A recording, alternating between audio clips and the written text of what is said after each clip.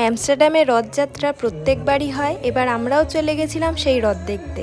প্রথমে গিয়েই নিয়ে নিলাম এখান থেকে প্রসাদ, আর তারপরে পুরো জায়গাটা ঘুরে দেখার পালা।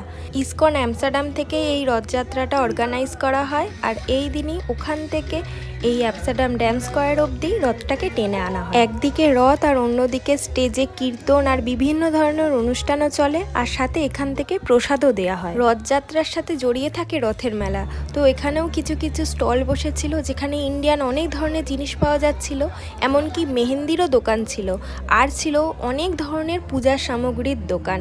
এই সব দেখে তো আমার ভীষণ ভালো লাগছিল, কারণ আমার বাড়ি যেখানে তার ঠিক পাশেই একটা রথের মেলা হতো।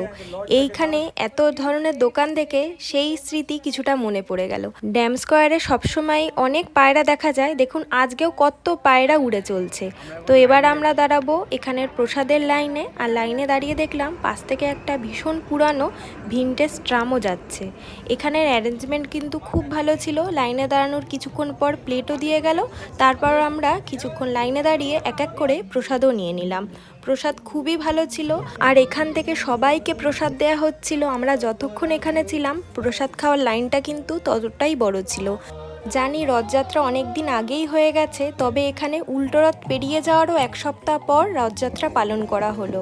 সেদিন খুবই গরম ছিল, তবুও কীর্তন শুরু হয়ে যাওয়ায় আমরা সেই রোদের মধ্যে বসেই অনেকক্ষণ কীর্তন শুনলাম।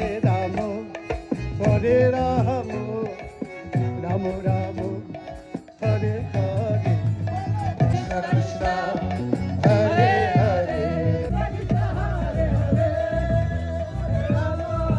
বলো নিতাই গৌরাঙ্গ গৌর হরি। বেশ কিছুক্ষণ কীর্তন শোনার পর দেখলাম জগন্নাথ দেবকে অন্য একটা গাড়িতে তোলা হচ্ছে।